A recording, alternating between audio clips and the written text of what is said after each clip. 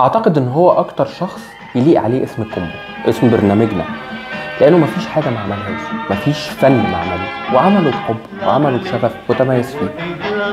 سمير صبري طبعا.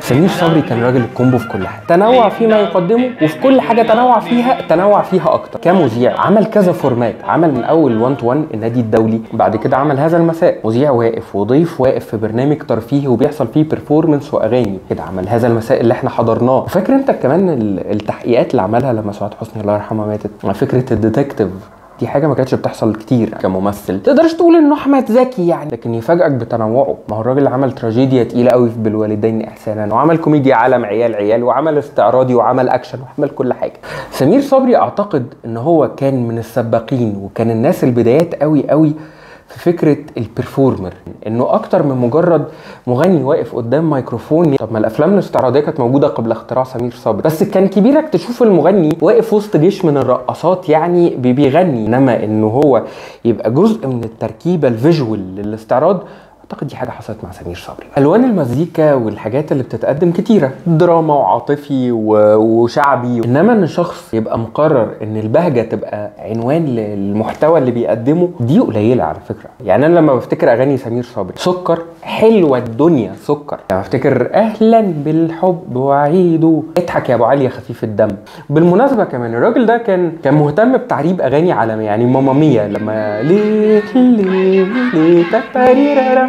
او الغنوه اللي هو عملها محتار انا ويا البنات، غنوه فرنساويه انا يمكن معرفش يعني فرنسيتي لا تسمح لي ان انا اقول اسمها، يعني كل الاغاني ماشيه ورا بعضها بتقولك افرح. قدر يعمل لنفسه بوزيشننج كمغني افراح، فاصبح سمير صبري وفرقته هي النمره الاهم والاضخم في اي فرح. في سبيل انه يعمل لنفسه البوزيشننج ده كمغني افراح، اشترى اغاني افراح معروفه، عقبال عندكم يا حبايب، يا ولاد بلدنا يوم الخميس. عارف انت الافيه الاشهر في مسلسل اللي انا عايش في جلباب ابي، فرح ثانيه، ابن الوزير طلب مني يغني في فرح، وما فيش حد بيفرح قد سمير صبري. اعتقد ان هو لا، في البهجه في المحتوى الفني ملاذ ومهرب احيانا من عدم البهجه في الحياه. ما اقدرش اتكلم كتير قوي عن الحياه الشخصيه لسمير صبري، لان هي كان فيها غموض كتير. الراجل ده كان محافظ على البرايفسي بتاعته، يعني هو اعلن اصلا مؤخرا جدا انه كان متجوز وانه عنده ابن، يعني دي قصه مش الكل كان يعرفها. بس اعتقد ان سمير صبري كان بيحس اكتر بوحدة الفنانين. الفن على فكرة في ظاهرة كده، والله أنا شخصيا مجربها، إنك بعد ما تخلص حفلة أو تخلص فرح أو النور يطفي والضجيج اللي حواليك ينحسر، فتروح تنام لوحدك، مشاعر الوحدة دي بتتضاعف مرة واثنين وثلاثة واربعة، قد ما مشاعر الانغماس في وسط زحمة كانت موجودة مرة واثنين وثلاثة واربعة. حط على ده اهتمامه الشديد بالفنانين كبار السن. فاقد الشيء المادي مستحيل يعطيه، لكن المحروم من شيء معنوي بيعرف يديه ويديه قوي، لانه حاسس باللي محروم منه. شخص حس بالناس الوحيدة، حس بالناس اللي الدنيا ادت لهم ظهرها، ودول كانوا دايما هدفه. الحاجة تحية كاريوكا الله يرحمها، كانوا الملوك بيتصارعوا عشان يبقوا جنبها. الست دي ماتت فقيرة، اخد منها كل حاجة، فاصبح سمير صبري هو الونس والداعم ماديا ومعنويا ليها. اتحكت لي حادثة انه كان بيغني في فرح بتحضره الست ليلى مراد، فجأة مغني انا قلبي دليلي، وضحكت في خجل،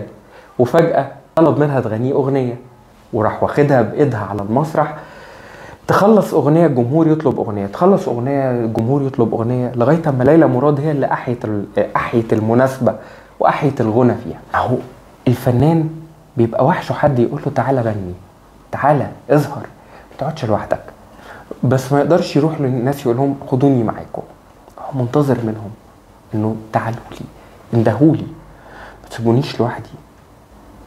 بس تاني، كرامة الفنان ما تخليهوش يقدر يقول للناس والنبي خرجوني معاكم او النبي خلوني اغني، لكن هو بيبقى محتاج اللي يقولوا له والنبي تعالى انزل معانا، طب ما تيجي تسمعنا، ما تيجي نفتكر حاجة من اللي انت عملتها زمان. يا راجل ده جبر بخطر الملكة فريدة لما الرئيس السادات دعاها للعودة الى مصر، سمير صبري خبط على الباب بالكاميرا. اعتقد ان هو دايما الابروتش بتاعه كان انساني، حس بالناس اللي الدنيا اتشقلبت عليهم وادت لهم ظهرها، فاصبح هو سند ليهم. عشان كده خسارة سمير صبري بالنسبة للوسط الفني مش مجرد خسارة مغني ومذيع وكده، بل خسارة ركن من أركان الصناعة فنيا وإنسانيا. اقرأ له الفاتحة الله يرحمه. روق روق روق روق يا ابو علي.